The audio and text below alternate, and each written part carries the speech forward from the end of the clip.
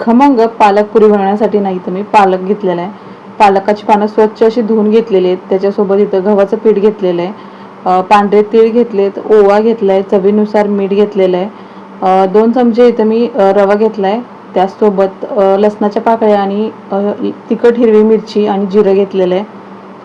तर सर्वात अगोदर ना पाणी उकळायला ठेवलं होतं आणि त्याच्यामध्ये ही जी स्वच्छ धुवून ठेवलेली पालकाची पानं मी आता एक 5 मिनिटं उकळवून घेणार आहे. तर छान पानं उकळवून घेतलेत. आता गॅस बंद करते आणि थोडीशी थंड झाल्यानंतर मिक्सरच्या भांड्यामध्ये काढून घेतलेत. आता त्याच्यामध्ये जिरं, लसूण आणि हिरवी मिरची घातली आणि याची बारीक अशी पेस्ट करून घेतली आहे. तर अशा पद्धतीनं तर पुरीचं पीठ मळण्यासाठी आता इथं मी गव्हाचं पीठ घेतलेलं आहे. आता ह्याच्यामध्ये 2 चमचे रवा घातलाय, त्याचसोबत पांढरे तीळ घेतलेले आहेत 1 चमचा भरून, थोडासा ओवा घेतलाय आणि चवीनुसार मीठ घेतलेलं आहे. आता जी पालक बारीक करून ठेवलाय तो पालक सर्व ह्याच्यामध्ये घालून आता थोडंसं मिक्सरच्या भांड्यामध्ये पाणी घालून ते सुद्धा व्यवस्थित असं खंगळून घेऊन हे या पिठामध्ये घालून घेते. आता याला लागलं तर थोडंसं पाणी घालायचं, ना तर ह्या पाण्यामध्येच पीठ चांगलं घट्ट मळून घ्यायचं. कोणतीही पुरी करायची असेल ना तर पीठ एकदम जास्त घट्ट असं मळून घ्यायचं, म्हणजे पुऱ्या छान अशा होतात, कमी तेलकट होतात आणि मस्त टम्म फुगल्या जातात. तर पीठ मळून झालंय. आता रवा घातलाय, त्यासाठी 10 मिनिटं मी झाकून ठेवते.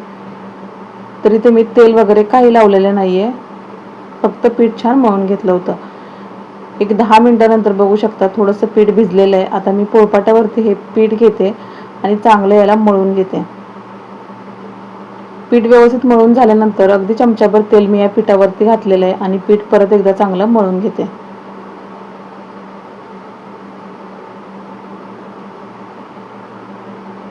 पीठ व्यवस्थित असं मळून घेतलंय. आता ह्याच्या आपल्या आवडीनुसार ह्याच्या गोळ्या बारीक कमी जास्त मोठ्या करू शकतात. तर मी इथे ह्याच्या गोळ्या करून घेते पुरीसाठी.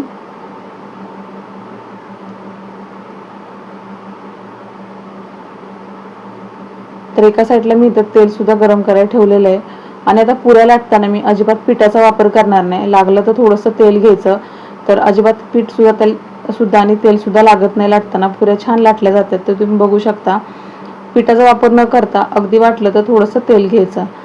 तर आपल्या आवडीनुसार इथं लहान मोठ्या पुऱ्या करू शकता. मी इथे अशा एवढ्या साईजच्या पुऱ्या करून घेते.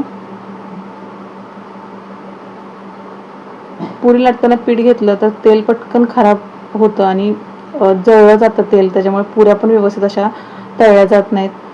आता इथं बघू शकता तेल तापायला ठेवलं होतं, तेल पण चांगलं तापून झालंय. आता ह्याच्यामध्ये मी पुरी सोडून घेते आणि पुऱ्या सोडल्यानंतर तेलामध्ये थोड्याशा हलवायच्या तेलामध्ये, म्हणजे त्या पुऱ्या छान अशा फुगल्या जातात. तर अशा पद्धतीने बघू शकता तुम्ही.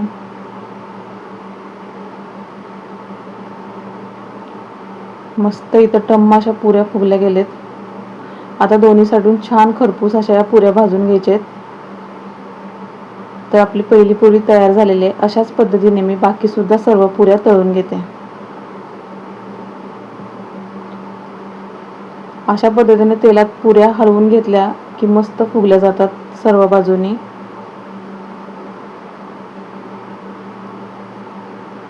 तर अगदी खमंग, कुरकुरीत आणि त्यासोबत मस्त चटपटीत अशी पालक पुरी तयार झाली. मुलांच्या डब्यासाठी किंवा तुम्हाला वेगळी पुरी काय खायची असेल तर अशा पद्धतीने पुऱ्या करून बघू शकता. तर रेसिपी आवडली असेल तर चॅनलवरती नवीन असाल तर जरूर तुम्ही सबस्क्राईब करू शकता, लाईक करू शकता आणि कमेंट करून पण सांगू शकता तुम्हाला रेसिपी कशी वाटली. तर चला, इथपर्यंत रेसिपी व्हिडिओ तुम्ही पाहिल्याबद्दल तुमच्या सर्वांचे खूप मनापासून धन्यवाद करते. आणि इथे तुम्ही पुरी बघू शकता, खूप मस्त अशी राहिलेली आहे आणि आतपर्यंत छान अशी फुगलेली आहे. तर चला भेटू परत अशा छानशा साध्या आणि सोप्या रेसिपीसोबत.